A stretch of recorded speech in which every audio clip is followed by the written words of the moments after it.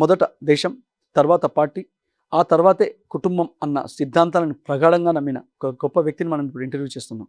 ఒక ఉపాధ్యాయునిగా, ఆర్ఎస్ఎస్ కార్యకర్తగా వేల మంది విద్యార్థులకు విద్యాబుద్ధులు నేర్పి వారిని ప్రయోజకులను చేసి సనాతన ధర్మ పరిరక్షణకై ఒకవైపు హిందువులను సంఘటితం చేస్తూ మరోవైపు డివిజన్ అభివృద్ధికి కృషి చేస్తున్న 7వ డివిజన్ కార్పొరేటర్ అభ్యర్థి గోపాల్ గౌడ్తో ముఖాముఖి. సార్ జై శ్రీరామ్. జై శ్రీరామ్ అండి.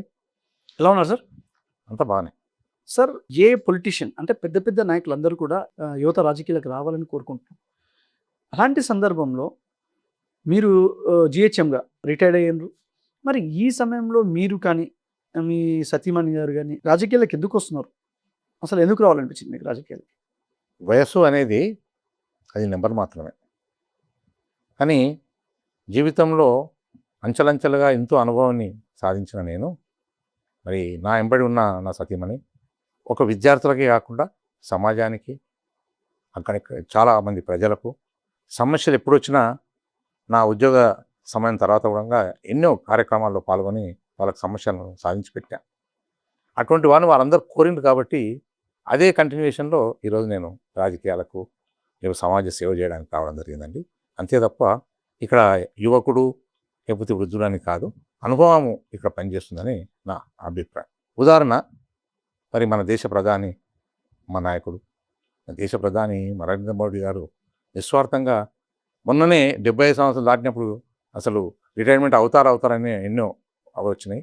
అయినా మరి అవి ఏవిటిని కూడా పటాపంచలు చేసి కంటిన్యూషన్ అవుతున్నాడు. ఈరోజు ప్రపంచ దేశాలే ఇండియా వైపు చూస్తున్నాయి. దానికి కారణం ఆయన అనుభవము, ఆయన ఒక చిత్తశుద్ధి, అది పనిచేస్తుందని గట్టిగా నమ్ముతున్నాను నేను. మీ 7వ డివిజన్ అది జనరల్ మహిళ వచ్చినట్టుంది. ఎవరైతే ఇప్పుడు భారతీయ జనతా పార్టీ నుండి అభ్యర్థిగా ఉన్నారో గోపాల్ గౌడ్ సార్ వల్ల సతీమణి, ఆమె ఏజ్డ్ అంటే 55-60 ఉంటుంది. అండ్ కాంగ్రెస్ పార్టీ తరఫుకెళ్ళి కూడా నిలబడ్డ ఎవరైతే ప్రవీణ్ ఉన్నారో, ప్రవీణ్ యాదవ్ వాళ్ళ మదర్ కూడా ఏజ్డే ఉంటారు. సో ఇద్దరు ఏజ్డ్ వాళ్ళే ఉన్నారు. కానీ బీఆర్ఎస్ పార్టీ మా అభ్యర్థి మాత్రం young and dynamic lady. So ఎక్కడైనా ఏమైనా ఇష్యూ వస్తే కూడా వాళ్ళైతే ఇంకొకరి పైన, వాళ్ళ పిల్లల పైన, హస్బెండ్ పైన, వాళ్ళపైన డిపెండ్ కావాలి ఎక్కడికైనా రావాలంటే. కానీ మేము ఎనీ టైం ఆమెనే ఒక బండి తీసుకుంటే డైరెక్ట్ బయటికి వెళ్తుంది, ఇష్యూ ఏదనేది చూడగలుగుతుంది. కౌన్సిల్లో కూడా సమ్ టైమ్స్ ఎజెండా గురించి కానీ ఇంకేదైనా వర్క్ కావాలంటే కూడా డిసిషన్ తీసుకోవాల్సి వస్తుంది. వీళ్ళైతే మళ్ళీ again they have to depend on others. But మేమైతే ఈమె డైరెక్ట్ మాట్లాడగలుగుతూ, చదువుకున్నది, ఏది కానీ డిసిషన్ తీసుకోగలుగుతుంది డైరెక్ట్గా అంటున్నారు. సో వారికి మీ సమాధానం? యంగ్ అండ్ డైనమిక్ అనేది అనుభవంతోన ఆ డైనమిక్గా సమస్యను పరిష్కరించడంలో యంగ్ అండ్ డైనమిక్ వస్తుంది తప్ప మీరు అన్నవారికి కూడా ఏ అనుభవం లేకుండా ఈరోజే ఒక గృహిణి నుంచి మరి ప్రజాసేవ కోసం కాంటాక్ట్ చేయబోతున్నారు. కాబట్టి మరి వాళ్లకు వీళ్ళని పోల్చడము, నా సతీమణిని పోల్చడం కాదు, అది సరైనది కాదు అని నా అభిప్రాయం. దానికి ఉదాహరణ, నాకు ఇంత వయసులో నా బ్యాక్గ్రౌండ్ అంతా కూడా నా సతీమణే నిర్వహిస్తూ ఇద్దరము ఏ సమస్య లేకుండా ఇద్దరం ఎవరి సమస్య వచ్చినా పరిష్కరిస్తూ వచ్చినాం. నా వెంబడి ఆమె కూడా చాలా మంచి అనుభవం ఉంది. ఆ అనుభవంతో ఆమె కూడా సమస్యను పరిష్కరించింది తప్ప పరిగెత్త అంటే సమస్యను పరిగెత్తించాల్సే కానీ మనము మన ప్రయాణంలో స్పీడ్ ఉండే అవసరం లేదు. ఆ సమస్యను స్పీడ్ పెంచి పరిష్కరిస్తే అది పరిష్కరించాలంటే అనుభవం అవసరం అని నా అభిప్రాయం. మరి పరిగెత్తరు అంటే ఇక్కడ అది అనుకోని పరిస్థితిలో జనరల్ మహిళగా రిజర్వ్ అయింది.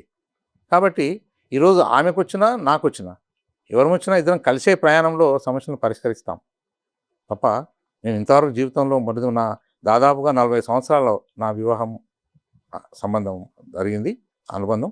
మా 40 సంవత్సరాల ప్రయాణంలో ఇద్దరం కలిసే ప్రయాణం చేసినాం. నా అనుభవం వారికి ఉంది, వారి సపోర్ట్ నాకు ఉంది. కాబట్టి ఈ రెండింటిని క్రోడీకరించి ఇద్దరము సమస్యల పట్ల పరిష్కారం చేస్తాం.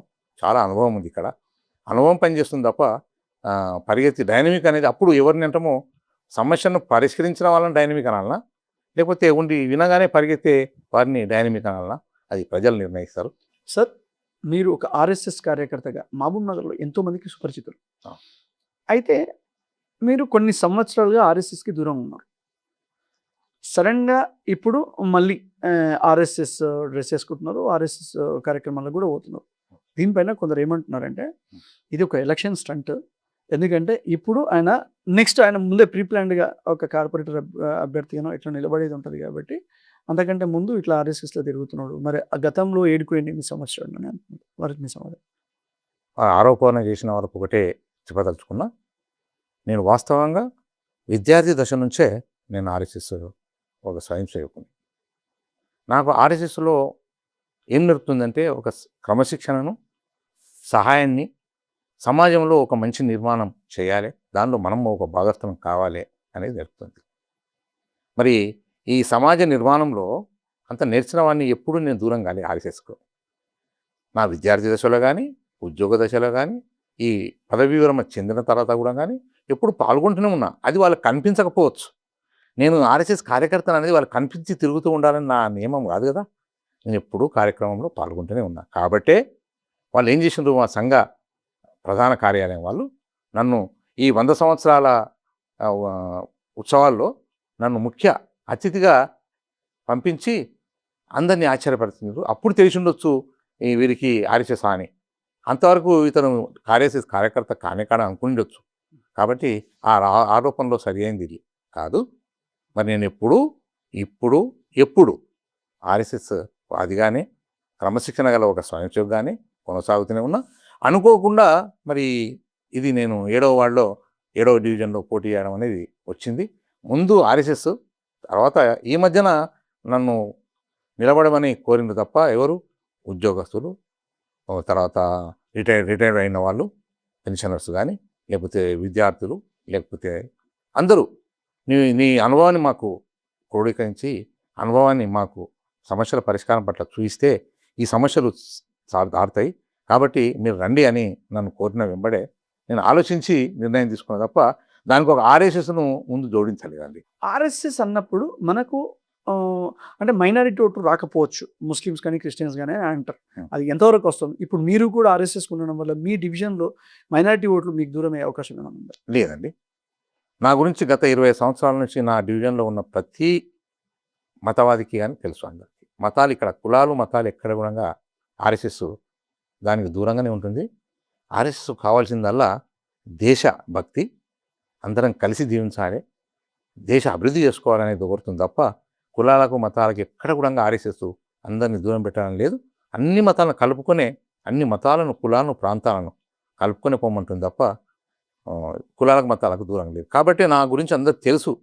కాబట్టే నాకు ఈరోజు పూర్తి మద్దతు అందరిది, అన్ని కులాల మతాలకు ఉందండి. గోపాల్ గౌడ్ సార్ అనేసరికి చాలామంది మంచి గౌరవం ఇస్తారు. సార్ రిటైర్డ్ ఎంప్లాయీ, అందరితో మంచిగా ఉంటుంది, ఇంతవరకు బాగానే ఉంది. కానీ నేనే కొన్ని ఆరోపణలు కూడా చేస్తున్నాను. ముఖ్యంగా ఏంటంటే ఈయన కంప్లీట్ శ్రీనివాస్ గౌడ్ మనిషి. గత 10 ఏళ్ళు మాజీ మంత్రి శ్రీనివాస్ గౌడ్ వెంబడే ఉన్నారు, పనులు చేయించుకున్నాడు, బాగానే అన్నిట్లో మంచిగా ఉండినాడు, ఒక మంచి పోస్ట్ ఉండిండే, అన్నీ బాగానే ఉన్నాయి. ఇప్పుడు ఆయన ఓడిపోయింది వెంబడే అక్కడి నుండి పార్టీ మరి భారతీయ జనతా పార్టీకి వచ్చిండు. వచ్చి ఇక్కడ కార్పొరేటర్ టికెట్ తెచ్చుకున్నాడు, ఇప్పుడు తిరుగుతున్నారు అని అంటున్నారు. అసలు ఎందుకు పార్టీ మారాల్సి వచ్చింది మీరు బీఆర్ఎస్ నుండి భారతీయ జనతా పార్టీ నుంచి? నేను అక్కడ పనిచేసిన ఒక పార్టీ కార్యకర్తలకు పనిచేయలేదు. వారికి అందరితో పరిచయం ఎక్కడ అంటే ఉద్యమం, తెలంగాణ ఉద్యమంలో పరిచయం. ఒక ఉద్యోగిగా తెలంగాణ ఉద్యమంలో పాల్గొంటూ వారు ఇక్కడ రావడం జరిగింది. కాబట్టి ఇక్కడ ఈ ప్రాంతం అంతా బంగారు తెలంగాణ ఇతని ఉద్దేశంతో మమ్మల్ని కూడా ఆహ్వానించిండు. నా కార్యక్రమాల్లో, నా రిటైర్మెంట్ ఫంక్షన్లో, నా స్కూల్లో చేసిన యాన్యువల్ డేలో వాళ్ళు పాల్గొన్నారు. అద్భుతంగా ఉందని నన్ను ప్రశంసించి, మీరు తప్పకుండా మాకు కూడా సాయం చేస్తే మా తెలంగాణను బంగారు తెలంగాణ చేసుకుంటామని ఆహ్వానిస్తే నేను ఒక కార్యకర్త లాగా చేయలే. వారికి ఎప్పుడు కూడా చేతవాదుగా ఉన్నా, యువకర్తగా ఉన్నా, ఆ వ్యూహంలో ఏది అప్పచెప్పినా ఒక మార్గంలో ప్రయాణించి వాళ్ళను మంచిది చేసిన, ఎక్కడ నిస్వార్థంగా నేను స్వార్థం లేకుండా నిస్వార్థంగా పనిచేసిన. మరి అటువంటప్పుడు వారు కూడా ఎప్పుడు కార్యకర్తలు చెప్పేవారు, కార్యకర్త కాకుండా తనకేమైనా పని అప్పచెప్తే ఎంత డిసిప్లిన్గా ఈ కార్యక్రమాన్ని పూర్తి చేస్తున్నాడో చూడండి అని చెప్పేవారు పదే పదే. మరి ఎన్నికల తర్వాత వాస్తవం జరిగింది. ఆ ఓటమిని కాదు, నాకు నేను ఎక్కడ పనిచేసినా నమ్మకంతో పనిచేసిన. దాని తర్వాత జరిగిన ఈ 2-3 సంవత్సరాలలో ఈ ఆర్ఎస్ఎస్ కార్యక్రమాల్లో చురుగ్గా మళ్ళీ అంటే కార్యక్రమాలు పాల్గొంటే కొందరు తెలిసింది అంతే. పాల్గొంటున్నప్పుడు మరి ఎంపీ అసలు పార్లమెంట్ ఎన్నికలు రావడం, మరి మోడీ గారు 3వసారి ప్రధానమంత్రి కావాలనే ఒక పట్టుదలతో అందరూ నన్ను, మీరు దానిలో భాగస్వాములు కావాలి అంటే మేము భారతీయ జనతా పార్టీ ఎన్నికల్లో పాల్గొని ఇక్కడ డికే అరుణ మేడం గారి విజయంలో మేము ఒక చిన్న పాత్ర పోషించడం అది వాస్తవం. అప్పటి నుంచి మరి అందరికీ పరిచయం అయిపోయాను ఇంకా పార్టీలో. అరే ఇంత మంచి కార్యకర్త అలాగా పనిచేస్తున్నాడు, మరి ఉపాధ్యాయుడు రిటైర్డ్ గెజిటెడ్ హెడ్ మాస్టర్ కాబట్టి ఇతను వస్తే మన పార్టీలో కూడా అంటే సమాజానికి కూడా మంచి ఉపయోగపడతాడు అనే ఇదంతా ఆర్ఎస్ఎస్లో ఆ రోజు నన్ను ముఖ్య అతిథిగా పిలిచిన రోజు మా అధ్యక్షుడు కానీ జిల్లా అధ్యక్షుడు కానీ మేడం గారు రావడం అక్కడ చూడడం ఇంకా నన్ను ప్రోత్సహించారు. అట్లా ఆ కార్యక్రమంలో నడుస్తున్న సమీపంలో మరి ఇప్పుడు ఎన్నికలు రావడం, వారే నన్ను వీళ్ళు ప్రోత్సహించడము, నా 7వ డివిజన్లో ఉన్న ప్రజలు, ఉద్యోగస్తులు, రిటైర్మెంట్ వాళ్ళు అట్లాగే వాళ్ళు కూడా స్పందించి తప్పకుండా నువ్వు నిలబడాలి, నువ్వు సేవ చేయాలి, మాకు ఆదర్శంగా ఉంటామని వాళ్ళందరూ కోరడంతో నేను ముందుకు వచ్చాను తప్ప మరి నేను పార్టీ మారి రాలేదు. ఇక్కడ నాది పార్టీ మారే కానీ నేను పార్టీ కార్యకర్త అయితే పార్టీ మారి. ఇప్పుడు ఆర్ఎస్ఎస్లో ఉన్నా మరి బీజేపీ అన్ని కార్యకర్త అనొచ్చున్నాను, లేకపోతే 7వ డివిజన్ నేను పోటీ చేస్తున్నాను కాబట్టి ఆ ఆరోపణ నా మీద చేయడం అనేది సమంజసం కాదని నా అభిప్రాయం. నార్మల్గా మనకి ఎన్నికలు అన్నప్పుడు డెఫినెట్గా కొన్ని ఫార్మాలిటీస్, కొన్ని ఖర్చులు అవన్నీ ఉంటాయి. నేను విన్నది ఏంటి అంటే సారు మంచోడే కానీ ఇక పైసలు అయితే పెట్టాడబ్బా అని నేను సర్వేలో చేస్తుంటే నార్మల్గా కొందరు అంటున్నారు డబ్బులు పెట్టాడు. ఇంకెక్కువ ఏమనంటే ఇప్పుడు అందరు కలిసి రిటైర్డ్ ఎంప్లాయీస్ అందరు ఎంప్లాయీస్ కలిపి నన్ను నిలబడమని అడిగినారు, వాళ్ళ కోరిక మేరకు నేను నిలబడుతున్నా అని అంటున్నాడు. సార్ మరి డబ్బులు పెట్టకుండా మీరు ఇంకా ఆ కాలం మనిషిలాగానే ఉంటే ఎట్లయితే అంటే డబ్బులు పెట్టకుండా అంత ఈజీగా గెలవగలుగుతాం అని అనుకుంటున్నారా మీరు? డబ్బులు అనేవి నా 7వ డివిజన్లో ఉద్యోగస్తులు, రిటైర్డ్ ఉద్యోగస్తులు, తర్వాత యువకులు, ప్రజలు, అన్ని వర్గాల వాళ్ళు అత్యధికంగా ఉంటారు. వాళ్ళందరూ కూడా మెజారిటీ వాళ్ళు 90% విద్యార్థులు, ఏది మన విద్యావంతులు. మరి ఆ విద్యావంతులు నన్ను ఎందుకు కోరిండ్రు? సమస్యలను సాధించమని కోరిండ్రు తప్ప మేము నువ్వు డబ్బులు ఇస్తే ఓట్లు ఇస్తాం నువ్వు రా అని అనలే. ఇక్కడ డబ్బుల ప్రస్తావన కాదు. అది ఓటు కొనాలంటే అవసరం, కానీ ఎవరైనా ఓటు కొనే వాళ్ళకి అది కూడా ఈ మధ్యకాలంలో ఎన్నో అనుభవాలు ఉన్నాయి. డబ్బుతో ఓట్లను కొనలేమని విద్యావంతులైన ఓటర్లు చాలా ఇప్పుడు విద్యావంతులు ఎంత మరి ఓటర్స్ అనేది ఎంత చైతన్యవంతులైనరో ఈ మధ్యకాలంలో మనం చూస్తున్నాం. కాబట్టి అభివృద్ధి ఎక్కడ జరగాలంటే అక్కడ డబ్బులు అవసరం, అక్కడ పెట్టగలను. కానీ నేను ఓటు కొనడానికో వాళ్ళలాగా నేను లేకపోతే రియల్ ఎస్టేట్ చేసో లేకపోతే రాజకీయంలో ఇంతవరకు పనిచేసి అక్కడ సంపాదించో ఆ నూనె డబ్బులు అంటే నాకు కూడా దృష్టి ఏముంటుందంటే ఇంకా డబ్బులు సంపాదించాలి అని ఆ డబ్బులు పెట్టాలని ఆలోచన వస్తుంది తప్ప నాకు సేవ చేయాలని ఉంది. కాబట్టి నన్ను ఎన్నుకుంటే నా ఒకవేళ అవసరమైనంతో నా డబ్బులు కూడా పెడతా, నిధులు చేస్తా, వాటితో అభివృద్ధి చేస్తా. ఇప్పుడున్న సమస్యలను ఇప్పటి వరకు సాధించని అట్లాగే ఉన్న సమస్యలను సాధిస్తా.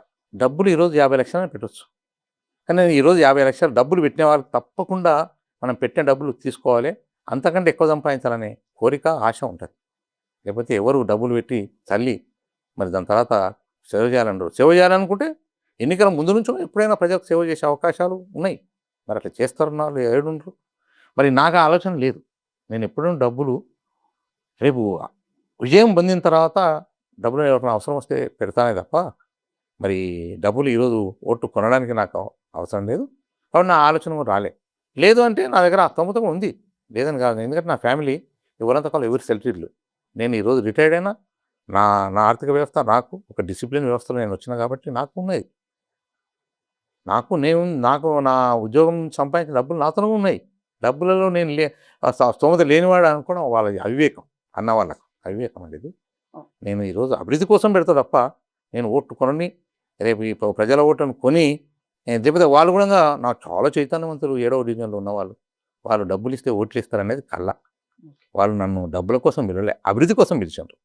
అవసరం వచ్చిన తప్పకుండా వాళ్ళ అభివృద్ధి కోసం పెడతాను నేను. సార్ ఇంకొకటి 7వ డివిజన్ భారతీయ జనతా పార్టీ అభ్యర్థి ఆల్రెడీ ఆమెకు వేరే 2-3 ప్లేసెస్లో ఓటు నమోదు చేసుకొని ఉన్నారు.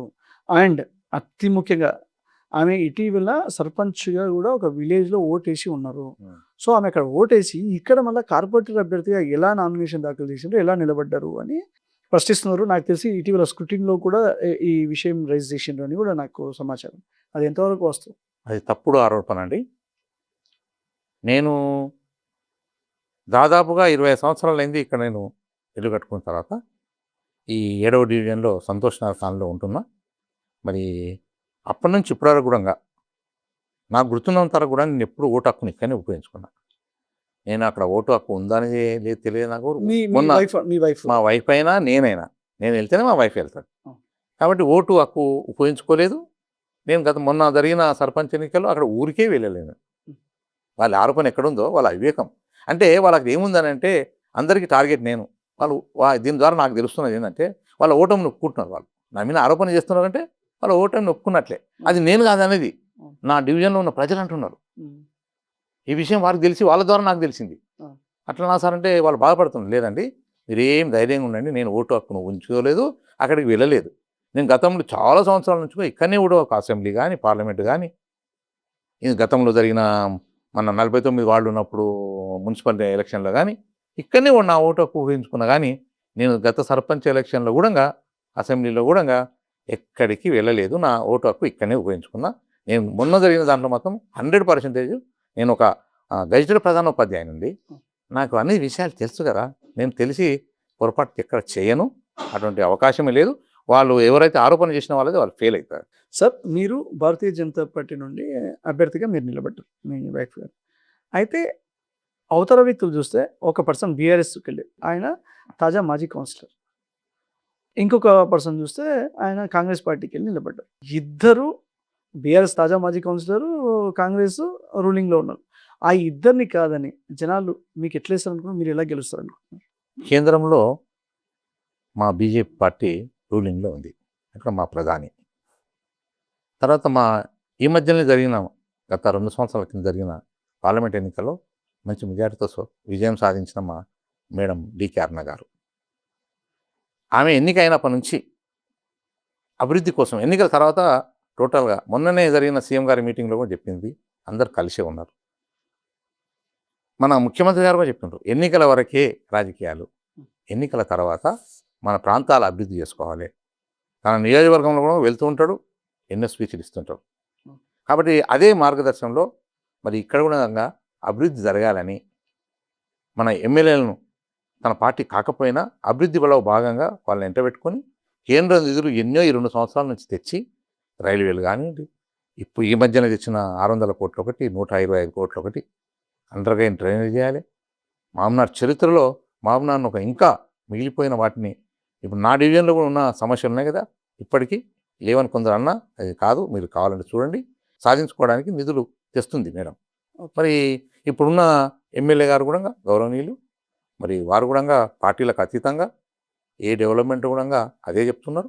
కాబట్టి ఈ 60 డివిజన్లకు సమానంగా నిధులు వస్తాయి తప్ప నా డివిజన్ కూడా నిధులు వస్తాయని అనుకుంటున్నా. కానీ అధికారంలో ఇక్కడ రాష్ట్ర ప్రభుత్వం లేదని కానీ అటువంటిది ఏమి నాకేమీ లేదు, ఇది అనుమానం లేదు. నాకు ధైర్యం ఉంది, కేంద్ర నిధులు వస్తాయి, రాష్ట్ర ప్రభుత్వ నిధులు వస్తాయి. వాటి ద్వారా నేను తప్పకుండా నా డివిజన్ ఉన్న సమస్యల పరిష్కారం పూర్తిగా 100కు 100% చేస్తానని నమ్మకంతో నేను దిగిన. సార్ ఇంకొక ముఖ్య విషయం, మీ డివిజన్లో 7వ డివిజన్లో బీఆర్ఎస్ అభ్యర్థికి మీ ఆశీర్వాదాలు బాగానే ఉంటున్నాయంట, నిజమా? అది గతం.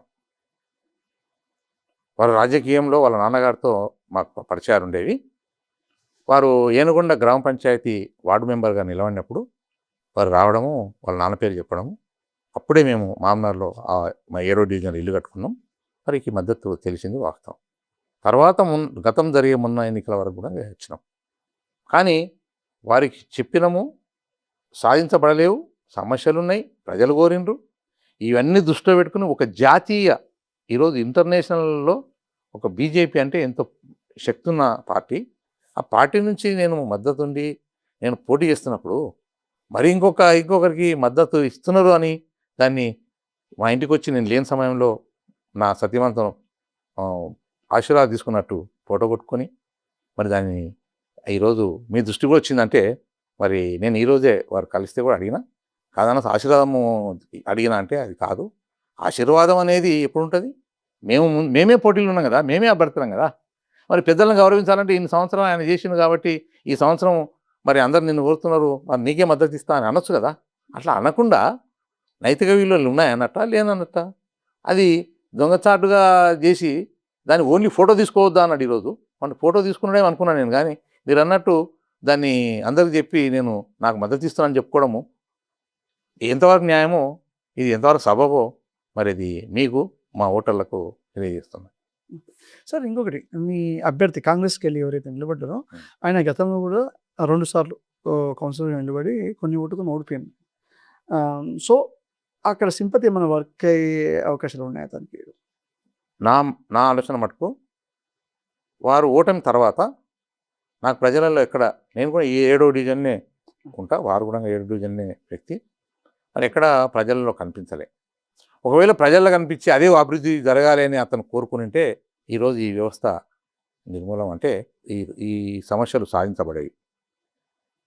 కాబట్టి మరి నేను సింపతి ఉంటుందని అయితే అనుకోను. సింపతి ఎందుకు నాకే ఉంటుందని ఎందుకు అనుకుంటాను, వాళ్ళు కోరిరు కాబట్టి ఉంటుంది. నేను విజయం సాధిస్తా. విజయం తర్వాత నా మీద నమ్మకం ఉంది వాళ్ళకి. సో మీ 7వ డివిజన్లో ఉన్న ప్రధాన సమస్యలు ఏంటి సార్? నా 7వ డివిజన్లో ప్రధాన సమస్యలు రోడ్లు, డ్రైనేజ్ వ్యవస్థ. ఈ మిషన్ భగీరథ వచ్చినా నామమాత్రమే కనెక్షన్ ఉన్నాయి కానీ ఒక చుక్క నీరు రావడం లేదనేది వాళ్ళ ప్రధానంగా. తర్వాత ఇక్కడే దగ్గర ఉన్న చెరువు, వాటిలో ఉన్న కలుషితమైన నీరు మా బోర్లలో వచ్చి మాకు ఇబ్బందికరంగా ఉంది అని. ఇప్పటికీ మనము లైట్లు లేని ప్రాంతాలు ఉన్నాయి, చీకట్లో మగ్గుతున్నాం, దోమల బెడద ఉంది. ఇవి మెయిన్ ప్రధానంగా ఈ 3-4 సమస్యలు. కాబట్టి వాళ్ళు ఒకటే అడుగుతున్నారు, సార్ మేము ఎక్కడ కూడా మీతో ఏది డబ్బులు ఆశించం, ఇంకేది కూడా ఆశించం, మాకు కావాల్సింది. నేను ఈరోజు కూడా నిన్న మొన్న ప్రతిరోజు తిరుగుతూనే ఉన్నా, వాళ్ళు ఒకటే కోరుతున్నారు. నేను నామినేషన్ వేసిన తర్వాత ఒక బీజేపీ అధికార అభ్యర్థి కూడా ప్రజల్లోకి వెళ్తున్నా, వాళ్ళు ఒకటే కోరుతున్నారు, సార్ చూస్తున్నారు కదా రోడ్లు, ఆ రోడ్లు, డ్రైనేజీ, వాటరు, ఈ లైట్స్, ఇవి ప్రధానంగా సార్. అన్నిటికంటే ముఖ్యం రోడ్లు, డ్రైనేజ్ వ్యవస్థను ఫస్ట్ చేయండి, మీకు తప్పకుండా మీకు మా మద్దతు ఉంటుంది అని అడుగుతున్నారు. ఈ ప్రధాన సమస్య. సార్ మరి మీరేమో రోడ్లు కానీ, లైట్లు కానీ, డ్రైనేజ్ కానీ ఇన్ని చెప్తున్నారు. Hmm. మరి బీఆర్ఎస్ నాయకులు ఏం చెప్తారంటే Hmm. మేము మహబూబ్నగర్ నుండి ఒక మోడల్ సిటీగా ఎక్సలెంట్ డెవలప్ చేసినాము, Hmm. రోడ్లు చూసుకోండి, లేకపోతే మీరు డబుల్ బెడ్రూమ్లు కానీ, లేకపోతే బీసీ బంధువులు కానీ, దళిత బంధువులు కానీ, ఇట్లా ఎన్నో విధాలుగా Hmm. అన్ని విధాలుగా అభివృద్ధి చేసినామని చెప్తున్నారు కదా. మరి నాకు తెలిసినంత వరకు నేను కూడా ప్రజల్లోనే ఉన్నా కదా, ఒక్క డబుల్ బెడ్రూమ్ ఇల్లు వచ్చిన వాళ్ళని చూపించండి. ఒకటి సమస్యలు ఇప్పుడు కంటే కనిపిస్తాయి నేను చెప్పినవి సమస్యలు. మరి వాళ్ళు ఒకవేళ అన్ని సాధించామని అనుకుంటే ఈ రోడ్లు, డ్రైనేజీలు, వాటరు ఎక్కడున్నా చూడండి, మీరు ప్రత్యక్షంగా చూడండి. మరి అవి సాధిస్తే ఇవన్నీ అన్ని అభివృద్ధి చెందాలి కదా, వాళ్ళకి సమస్యలు తీరాలి కదా, అసంతృప్తితో ఉండరు కదా ప్రజలు.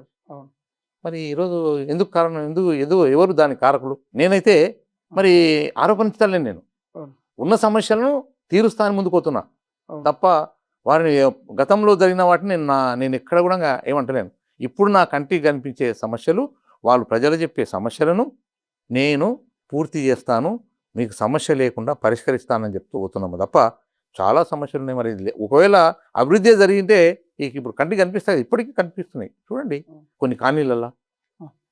సార్ మీరు 7వ డివిజన్ కార్పొరేటర్ అభ్యర్థిగా మీ భార్య గారు గెలిస్తే ఎలాంటి అభివృద్ధి పనులు మీరు చేయబోతున్నారు? మొట్టమొదలుగా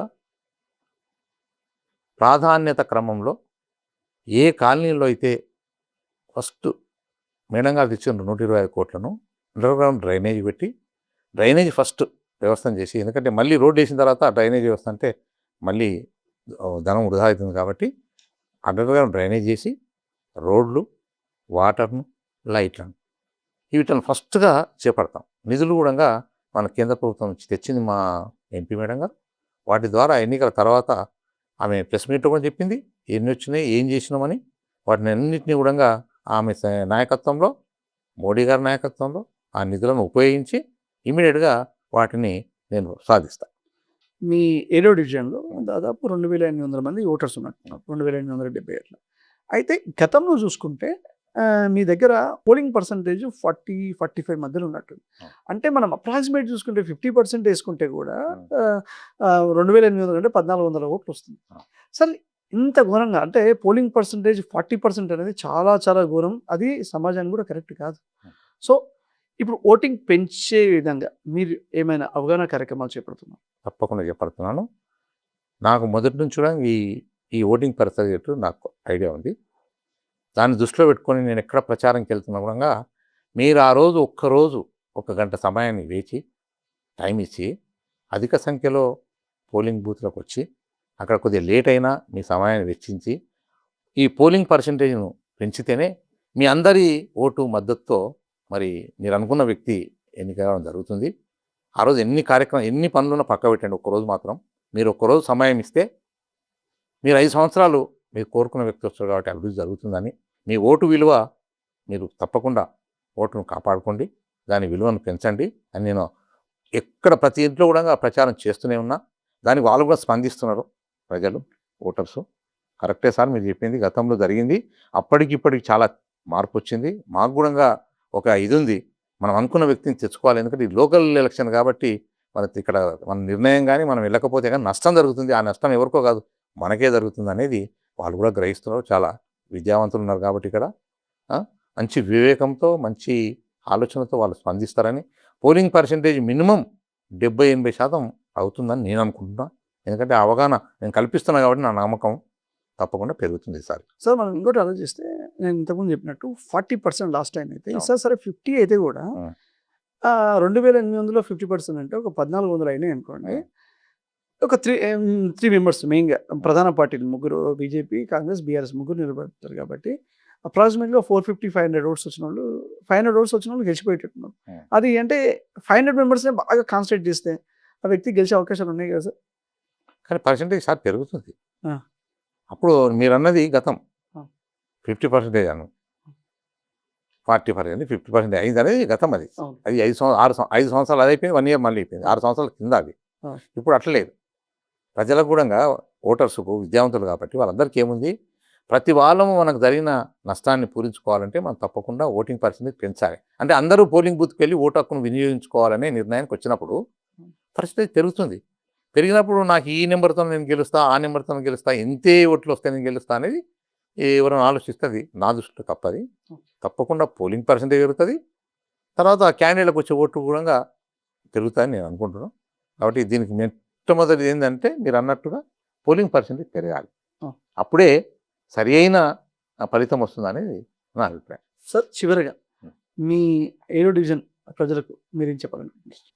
నా 7వ డివిజన్ ఓటర్ మహాశయులకు విజ్ఞప్తి ఏంటంటే, నేను దాదాపుగా 3 నెలల నుంచి ప్రతి ఇంటికి వచ్చినాను. మీకు మీ సమస్యలను నాకు ప్రతిదీ నా దృష్టికి తెచ్చిండ్రు. నేను చూస్తూనే పర్యటించిన. మీరందరూ నన్ను కోరిండ్రు, నువ్వు బరిలో ఉండాలి, మేము తప్పకుండా నీకు మద్దతు ఇస్తాం. గతంలో ఇగో ఈ చూస్తున్న పరిస్థితులు ఇంకా మాకు ఎక్కడ కూడా సాధించబడలేవు. కాబట్టి మీరు అన్నదానికి మీరందరూ నన్ను కోరిన దానికి నేను ముందుకొచ్చిన. కాబట్టి మీరు మీ అమూల్యమైన ఓటును అత్యధిక సంఖ్యలో నాకు మద్దతు ఇచ్చి, అంటే బీజేపీ గుర్తు కమలం. మరి అనుకోని పరిస్థితిలో మరి లక్కీ డిప్లో మన 7వ డివిజన్ జనరల్ మహిళకు రావడం జరిగింది. దాంట్లో భాగంగా మళ్ళీ మీరందరూ కోరినట్టుగానే అప్పుడు మీ సలహాలు సూచనలు తీసుకొని నా సతీమణి అయినటువంటి గోటూరి రాధా గోపాల్ గారిని మరి నేను బరిలో నిలపడం జరిగింది. కాబట్టి మరి గోటూరి రాధా గోపాల్ గారికి, బీజేపీ పార్టీకి, తర్వాత కమలం పువ్వు గుర్తుపై అత్యధిక మెజార్టీతో రావాలంటే మరి మీ అమూల్యమైన ఓటు వేయించి నన్ను గెలిపించగలరని ప్రార్థన. దాని ద్వారా నేను తప్పకుండా మీకు ఇచ్చిన హామీలు కానీ ఉన్న సమస్యలను కానీ ఎన్నికలు కాగానే ప్రారంభించి సాధిస్తానని మీ అందరికీ ప్రమాణం చేస్తూ పూర్తి చేస్తున్నాను. Thank you. సార్ ధన్యవాదాలు. థ్యాంక్ యూ అండి, ధన్యవాదాలు.